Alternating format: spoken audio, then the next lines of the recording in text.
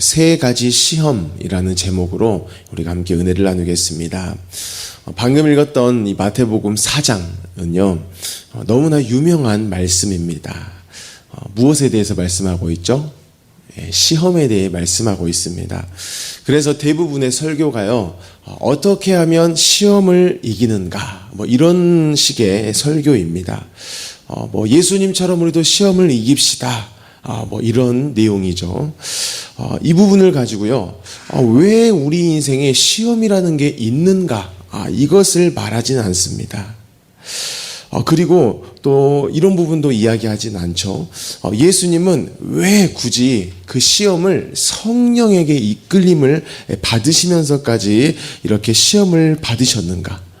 또 예수님께서 세 가지를 받으시는데요, 그 세 가지에 대해 예수님은 다 승리하시죠. 그 승리하심으로써 구원받은 우리 또한 이 승리를 하는데요, 이 시험을 이기는데요, 그러한 시험이 우리에게는 어떤 의미인가, 이런 부분들은 별로 말하지 않습니다. 마태복음 4장을 통해서 그냥 이것만 이야기하죠. 마귀가 시험하면 뭐 해야 된다? 져야 됩니까? 이겨야 된다. 다른 말을 할 필요가 없어요. 그냥 예수님처럼 이기면 되는 것으로 우리가 이 본문을 들어왔습니다. 그래서 이 말씀이요, 이렇게 국한되어 온 것이죠. 예수님처럼 우리도 마귀를 뭘로 이겨내자? 말씀으로 이겨내자. 틀린 말은 아닙니다. 그런데 마귀의 시험이 있으면 말씀으로 이겨내자. 마치 이 말씀이라는 것이 마귀가 오면은 이렇게 마귀를 물리치는 부적 같은 이렇게 취급을 당했다라는 것이죠. 말씀이라는 것을요, 문제가 있을 때 말씀을 적용하면 문제가 해결돼. 이렇게만 우리가 접근을 해왔다라는 겁니다. 사랑하는 성도 여러분, 마태복음 4장, 이 4장에서 예수님이 시험을 받으셨습니다. 이 시험이라는 것은 마태복음 전체 안에서 지금 4장의 위치를 고려하면서 우리가 이해해야 한다는 것이죠. 마태복음은 하나님 나라에 대해서 말씀하는 겁니다.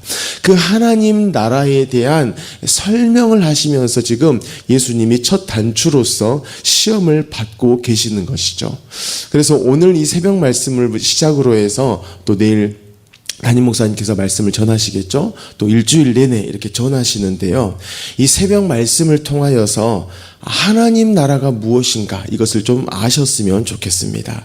그리고 그 하나님 나라를 살아가는 것이 우리인데요, 그 하나님 나라를 살아가는 우리는 대체 어떠한 정체성을 가졌나, 우리는 누구인가, 이것도 확인하시기를 바라고요. 또 그 우리가 어떻게 그러면 하나님 나라를 살아가야 하는가, 이 부분까지 알기를 바랍니다. 저와 여러분의 인생에는요, 시험이 한 번만 올까요? 아니죠. 인생을 살아보신 분들은 다 알겠지만 시험의 연속입니다. 왜 이렇게 우리 가운데 시험이 올까? 너무나 인생이 힘들어서, 너무나 어려워서 내가 예수를 믿게 됐는데, 그럼 예수 믿으면 더 이상 그 시험이 없을 것 같았는데, 예수 믿으면 시험은 더 온다라는 겁니다. 왜 우리 가운데 시험이 오냐면은요, 이 시험을 통해 알게 되는 것이 있어요. 첫 번째는 내가 구원을 받았다라는 겁니다. 그리고 예수님만이 승리자이시구나, 이것을 시험을 통해서 알게 됩니다. 그리고 그 시험을 통해 무엇까지를 알게 되냐면은요, 나도 예수님 때문에 승리하는 인생이구나. 시험을 통해 내가 예수 믿는 사람이구나, 나는 승리자구나, 이것을 입증하는 일들이 있게 된다는 겁니다. 그러므로 저와 여러분의 삶 가운데 시험은 계속 있을까요? 없을까요? 무조건 있을 수밖에 없습니다. 그래서 오늘 4장 1절에 보면은요, 그때에 예수께서 누구에게 이끌려? 성령에게 이끌려 마귀에게 시험을 받으려 광야 가운데 가셨다라고 합니다. 어쩌다가 받으신 게 아니에요. 성령의 이끌림을 받으셔서요, 굳이 광야로 가셔서 시험을 받으신 겁니다. 여러분, 이 광야라는 곳은요, 이스라엘 백성에게 있어서 한 가지를 딱 떠올리게 하는 특정한 장소입니다. 그들이 과거에 출애굽한 후에 광야 가운데 있어요. 그 가운데 끊임없이 그들이 반복했던 일이 있습니다. 시험만 오면, 어려움만 오면 그들의 입에서는 계속 이야기가 나옵니다. 어디로 돌아갈까? 애굽으로 돌아갈까? 가고 싶다. 그곳으로 가고 싶다. 즉 광야라는 곳은 이스라엘에게 있어서요, 애굽으로 돌아갈 걸, 이것을 계속 생각나게 하는 곳입니다. 광야에서 시험을 당한 이스라엘 백성은요, 이미 구원을 받은 사람들입니다. 구원을 받았다라는 것은 하나님의 전적인 책임지심을 그들이 경험하고 있다는 것입니다. 그들은 광야에서 계속 경험해요. 반석에서 물이 나오는 것을 경험하고 그것을 마십니다. 그들은 하늘 가운데에서 하나님이 주신 그 떡을 계속 먹으며 살아왔다는 것이죠. 밤에는 불기둥으로, 또 낮에는 구름기둥으로 인도함을 받은 곳이 바로 이 광야입니다. 하지만 그 광야가요, 그들 가운데는 끊임없이 애굽으로 돌아가고 싶다, 이렇게 되어지는 곳이었다라는 것입니다. 구원을 받았어요. 그런데 광야라는 곳은 구원받았음에도 불구하고 구원 안 받은 자처럼 살게 하는 곳, 그곳이 바로 광야라는 것입니다. 그래서 예수님께서는 첫 사역을 하시면서 이제 세례 요한을 통해서 세례를 받으시고, 그리고 마태복음 4장에 와서 시험을 받으시는 일을 하시는 거예요. 그런데 그 장소가 어디였다고요? 광야라는 겁니다. 굳이 광야로 나가셨다라는 거예요. 이스라엘 백성으로 하여금 그들이 구원은 받았지만 구원받은 자처럼 살지 못했던 곳, 그 광야로 가셔서 너희들의 실패, 너희는 구원받았지만 구원받은 자처럼 살아갈 수 없었던 그 실패에 대해 내가 다시 뒤집어버리는 일을 하겠다, 그러한 목적을 가지고 굳이 광야로 가셨다라는 겁니다. 바로 능력을 사용하여서 문제 해결을 부추기는 이 세상을 의미해요. 광야가 그렇습니다. 그런데 그 광야 가운데에, 또 저와 여러분이 살아가는 이 세상 가운데에요, 무엇이 구원받은 자가 살아가야 할 삶의 방식인가, 이것을 예수님이 보여주신다는 것이죠. 그래서 이 광야 가운데의 시험을 받으신 것, 이 세 가지 시험 가운데 승리하신 것은요, 이러한 것을 말씀하시기 위함입니다. 이런 것입니다. 이제 너희는 나로 인해서, 예수로 인해서 더 이상 구원 안 받은 자처럼 살지 않아도 되는 거야. 앞으로 인생이 계속해서 광야여서 시도 때도 없이 애굽으로 돌이키게 되며 그 일에 마귀가 끊임없이 유혹할 거야. 마귀는 열심을 다해서 너희를 구원 안 받은 자처럼 살게 할 거야. 하지만 내가 세 가지 시험을 이기는 것을 통해 보여줄게. 너희에게 임한 구원은 광야에서 오는 모든 시험에 대해 이미 승리한 구원이고, 너희의 삶에 내가 함께하기 때문에 너희 삶을 통해 구원받았음이 입증될 거야. 너희는 하나님 나라를 살아가는 자인 것이 반드시 드러나게 될 거야. 이것을 말씀하신다라는 겁니다. 사랑하는 성도 여러분, 광야, 또 저와 여러분이 앞으로 살아갈 인생 분명 쉽지 않습니다. 그 삶 가운데에 마귀는요, 끊임없이 우리를 시험할 것입니다. 우리 인생에 끝없는 마귀의 시험이 있습니다. 하지만 예수님이 말씀하셨잖아요. 또 예수님이 이미 마태복음 4장으로 보여주셨습니다.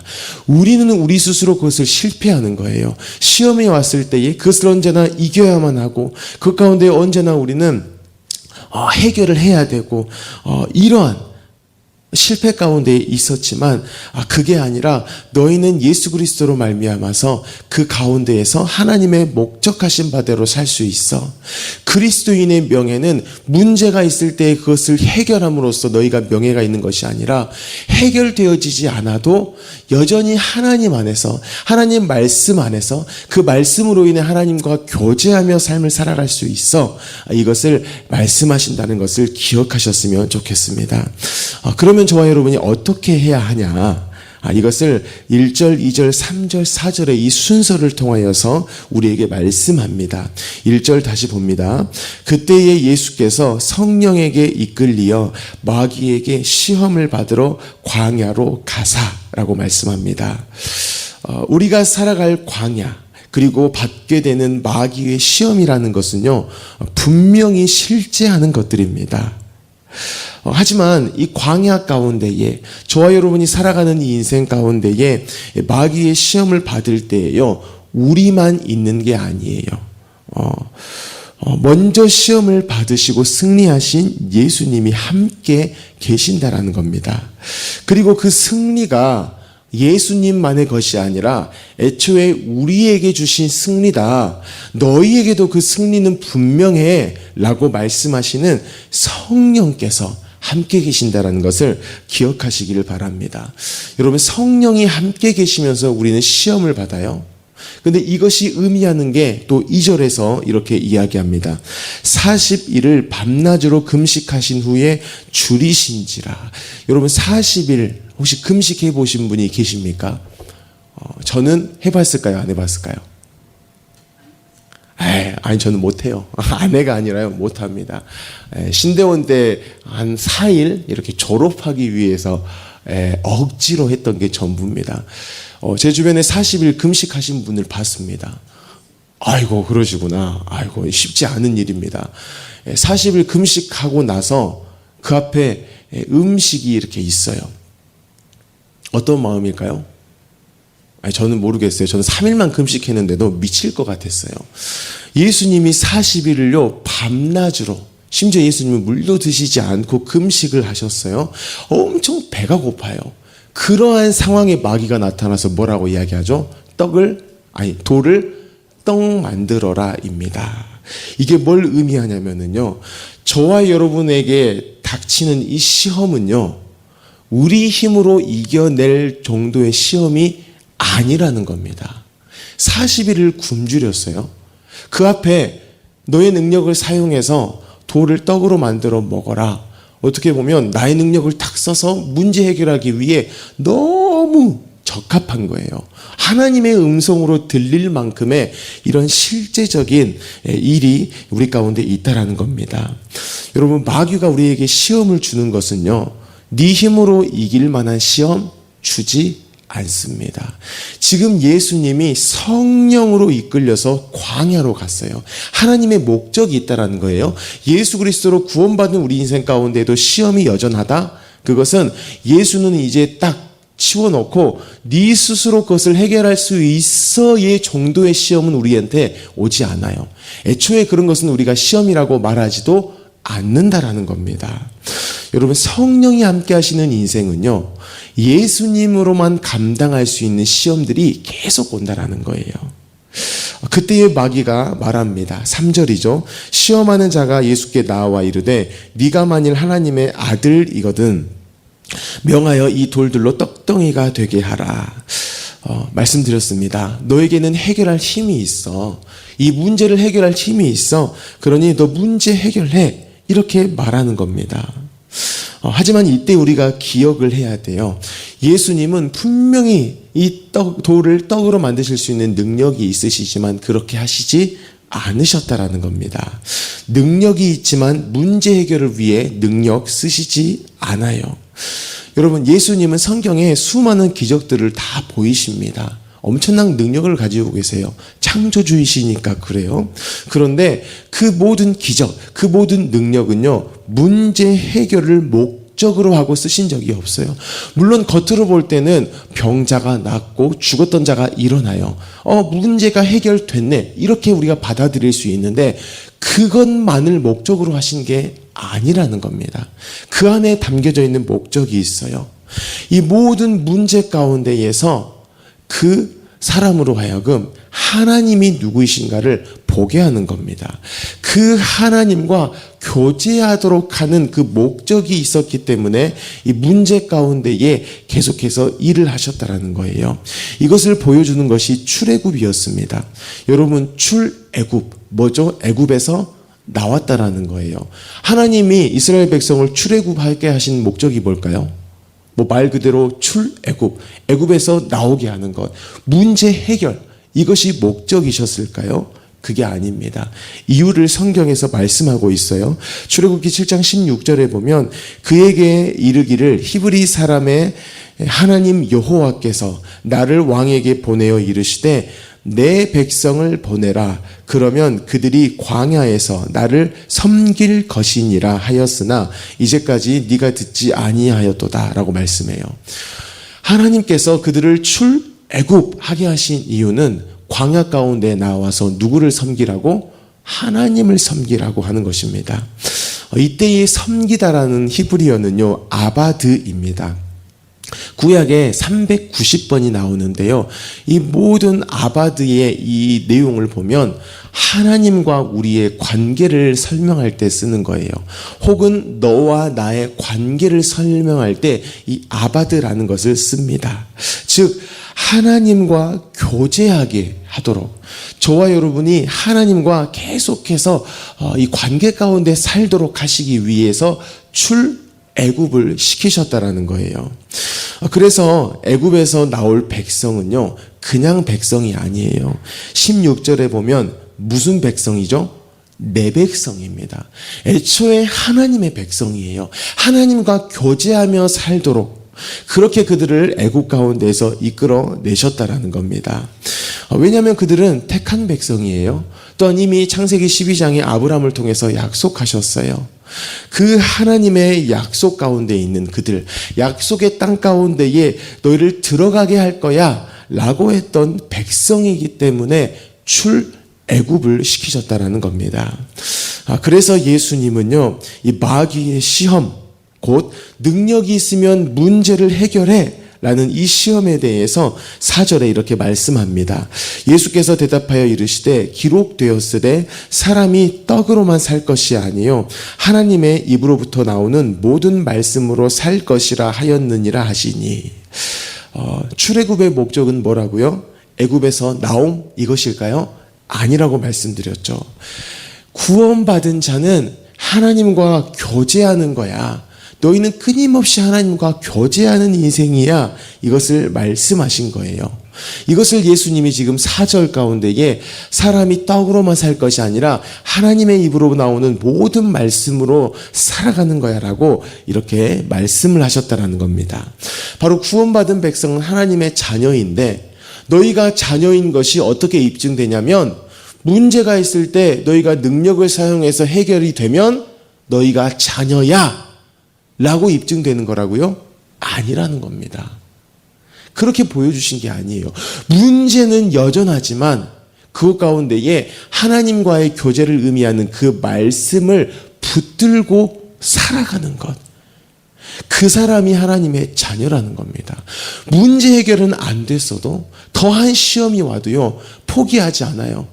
나는 그 문제가 해결되어지지 않았지만 이 예수님의 마태복음 4장을 보고, 나는 하나님과 교제하며 살아가는 것이구나. 그 말씀을 내가 붙들면 되는 것이구나. 그 말씀을 순종함 가운데 나아가는 것이구나. 나는 하나님의 자녀인 것이 분명하구나. 이것을 말씀하고 계신다라는 겁니다. 사랑하는 성도 여러분, 혹시 시험이 찾아오셨습니까? 늘 시험이죠. 또 앞으로 시험은 다가옵니다. 이 일은 잘된 일이에요. 만약에 예수를 믿지 않는다, 성령이 우리와 함께 하시지 않는데 시험이 와버린다, 그러면 진짜 망한 일이 많습니다. 끝난 거예요. 끝난 겁니다. 하지만 예수님을 내가 믿는데 시험이 내게 와버렸다. 이것은 잘된 일입니다. 그 시험은 우리로 하여금요, 반드시 이 세 가지를 알게 할 거예요. 내가 구원받았구나. 오직 승리는 예수 그리스도께 있구나. 그리고 그 예수 안에 있는 나는 예수로 말미암아 또 승리하는 것이구나. 나는 하나님의 자녀구나. 이것을 알게 하신다라는 겁니다. 그렇기 때문에 시험이 왔다면은요, 그 어떤 문제가 왔다면은요, 그 고난이 왔다라고 하면 하나님 그 고난을 이기게 해주세요. 더 이상 제 삶에 고난이 없게 해주세요. 라고만 기도하시지 마십시오. 저도 그렇게 기도합니다. 시험이 오면 어때요? 정말 힘들어요. 힘듭니다. 그런데 거기에만 머물지 마시고요. 하나님, 그런데 이 시험 가운데에 저만 있습니까? 아니라고 말씀하시죠. 내가 너와 함께 한다. 이렇게 또 주일날 설교를 듣고 또 새벽마다 들을 거잖아요. 또 화요일과 목요일에 4분 설교를 통해 또 듣는 것입니다. 내가 너와 함께해. 너 여전히 말씀 붙들어. 너는 시험이 있을 때 그것을 이겨내고 문제가 있을 때 해결했을 때에 너는 자녀라는 그러한 인생이 아니야. 그것은 사탄의 속임이야. 봐봐, 마태복음 4장에 예수 그리스도를 봐봐. 그렇게 이기신 게 아니야. 오직 하나님의 말씀만을 먹고 그 말씀 안에서 하나님과 교제함으로써 자녀의 입증을 보여주셨어. 그러니 너 여전히 말씀 붙들고 주어진 삶을 살아가. 그렇게 하나님과 교제해. 이렇게 말씀하시는 것이죠. 그때 저와 여러분의 인생 가운데에요, 이런 일들이 일어나요. 시험이 계속되고 고난이 있으니까 진흙탕과 같은 인생으로 볼 수 있습니다. 그런데 그 진흙탕 가운데에요, 꽃이 피어나는 겁니다. 꽃길이 있고 꽃길을 가는 인생은 그리스도인의 인생 아니에요. 예수님은 전혀 그런 인생 사시지 않았습니다. 진흙탕과 같은 우리 인생인데요, 말씀을 붙들고 한 걸음 한 걸음 가요. 오늘도 살고 내일도 살아가요. 주변에서는 야, 너의 인생 시험 계속 있는데 넌 뭐하니 계속 예수 믿냐? 예수 그냥 부인하고 가버려. 다른 종교 가. 과거에 믿었던 부처님을 믿든지 가서 열심히 네가 봉양하고 네가 열심을 다해서 문제 해결 받아 라고 조롱하지만, 예수님이 보여주신 이 삶을, 또 승리자이신 예수님을 우리가 기억하고 또 그렇게 하루하루를 살아가요. 성경에서는 그 삶을 복되다라고 이야기해요. 꽃이 피어난 인생이라고 이야기해요. 그리고요, 그곳 가운데에 반드시 열매가 맺는 인생을 살아간다라는 것입니다. 그렇게 저와 여러분이 예수 그리스도로 말미암아 성도의 삶을 살아가시기를 오늘도 예수님 이름으로 축복합니다. 아멘. 우리가 이 시간 함께 기도하겠습니다. 먼저 기도하실 때 주신 말씀을 가지고 기도하시기 바랍니다. 오늘 하루가 주어졌다라는 것은 사실 시험이라는 것이 준비되었다라는 의미입니다. 하나님, 오늘도 넘어질 일 너무 많습니다. 문제 해결을 위해 열심을 낼 수 있는 우리입니다. 하지만 이 마태복음 4장을 통하여서 봅니다. 하나님의 자녀라는 것을 입증할 때에 문제가 해결되어져야 자녀가 아니라, 문제가 여전하지만, 죽음의 상황이 분명하지만 말씀 붙들고 또 하루를 살아내는 것, 또 직장인으로 살아내는 것, 엄마 아빠로 살아내고 남편으로 아내로 살아내는 것, 그것이 구원받은 자요 하나님의 자녀입니다. 계속해서 예수 그리스도만 바라보게 하십시오. 그 예수 그리스도로 말미암아 또 주어진 하루를 살아내게 하십시오 라고 기도하시기 바랍니다. 용복마을을 위해서 기도하여 주시고요, 또한 우리 성도님들을 위해서 기도하시기 바랍니다. 8월 14일부터 16일 순수 가족 수련회가 있습니다. 이 수련회를 위해서 기도하여 주시고요, 우리 담임 목사님의 가정과 건강을 위해서, 또 성령의 충만함을 위해 기도하시기 바랍니다. 우리 나라를 위해, 민족을 위해, 또 북한 땅을 위해 기도하시고, 튀르키예의 임순택 선교사님을 위해, 견면중앙교회 이기룡 목사님을 위해, 또 우리 광신대학교를 위해서도 기도하시기를 바랍니다. 또 어젯밤 많은 비가 내렸습니다. 하나님, 이 비 가운데에 우리 모든 성도들을 다 지켜주십시오. 또한 광주 가운데에 마비되어진 것이 속히 다 복구가 되게 하시고, 그래서 오늘 월요일 하루 모든 시민들이 또 주어진 삶들을 안전하게 살아갈 수 있도록 하나님 은혜를 베풀어 주십시오라고 기도하시기 바랍니다. 우리 모든 기도 제목을 가지고 시간 함께 기도하겠습니다.